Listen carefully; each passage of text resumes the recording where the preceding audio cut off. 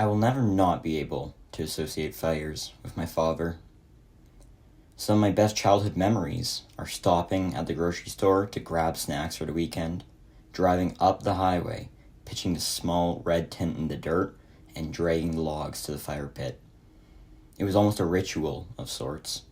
We couldn't go camping without a fire. There was always something special about the fire, though.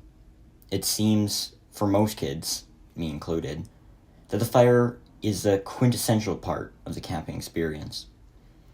There's something captivating about watching the logs char and the fire dance, staying up past your bedtime until only embers are left, watching sparks drift up to the stars. Perhaps it's primal, the spark of the fire lighting some spark in some old part of our brain. While I've always associated fire with my good memories, I'd be misguided in not realizing the harm fire can also do. I have friends who have lost their homes to fires, friends who have had to evacuate and leave everything behind because of fires.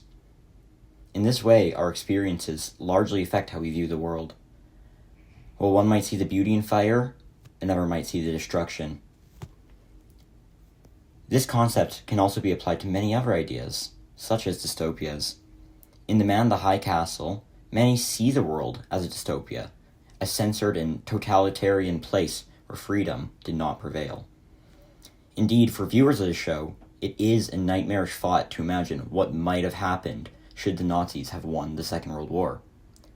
Yet to many characters, the world appears as a utopia, a place where their fascist ideals run free, and so long as they continue to benefit from the system, they'll keep viewing it as a perfect world.